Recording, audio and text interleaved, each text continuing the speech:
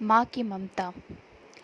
ایک دفعہ کا ذکر ہے کہ سمندر کنارے ایک درخت تھا جس پر ایک چڑیا نے گھونسلہ بنایا ہوا تھا۔ ایک دن تیز ہوا چلی تو چڑیا کا بچہ سمندر میں گر گیا۔ چڑیا بچے کو نکالنے لگی تو اس کے پر گیلے ہو گئے اور وہ لڑکھڑا گئی۔ اس نے سمندر سے کہا اپنی لہروں سے میرا بچہ باہر پھینک دے، لیکن سمندر نے ایسا کرنے سے انکار کر دیا۔ چڑیا بولی دیکھ، میں تیرا سارا پانی پی جاؤں گی، تجھے ریگستان بنا دوں گی۔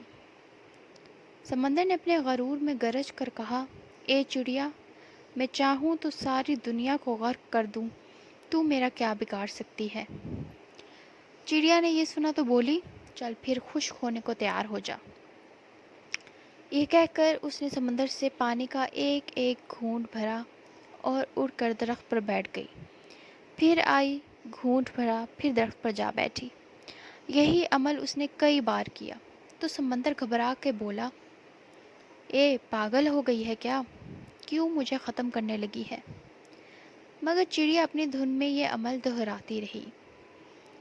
ابھی اس نے صرف 20-25 بار ہی پانی کے گھونٹ پیے ہوں گے کہ سمندر نے ایک زور کی لہر ماری اور چڑیا کے بچے کو سمندر سے باہر پھینک دیا۔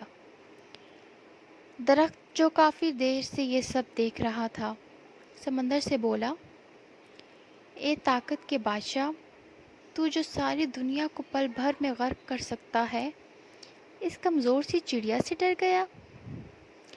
یہ بات میری سمجھ نہیں آتی۔ اس پر سمندر بولا تو کیا سمجھا میں تجھے ایک پل میں اکھاڑ سکتا ہوں، ایک پل میں دنیا غرق کر سکتا ہوں؟ اس چڑیا سے ڈروں گا؟ ایسا نہیں ہے۔ دراصل میں تو ایک ماں سے ڈرا ہوں، ماں کے جذبے سے ڈرا ہوں۔ ایک ماں کے سامنے تو عرش ہل جاتا ہے، تو میری کیا مجال؟ جس طرح وہ مجھے پی رہی تھی، مجھے لگا کہ وہ مجھے ریگستان بنا کر ہی چھوڑے گی۔ تو پیارے بچوں، دیکھا آپ نے ایک چڑیا کو کیسے اپنے بچے کے لیے سمندر سے لڑ پڑی۔ کہنے کو چڑیا ہے لیکن ماں کی ممتا کا جذبہ اس میں بھی کوٹ کوٹ کر بھرا ہے۔ سب ماؤں کو اپنے بچے بہت عزیز ہوتے ہیں۔ آپ کی ماں بھی آپ سے بہت پیار کرتی ہوں گی۔ آپ کی ذرا سی تکلیف، دکھ پر پریشان ہو جاتی ہوں گی، ہے نا؟ ایسی بات ہے نا؟ اگر ایسی بات ہے تو چینل کو سبسکرائب کر دیں، کہانی اچھی لگی ہو تو لائک بھی کر دیں، اور لائک کر دیا کریں یار۔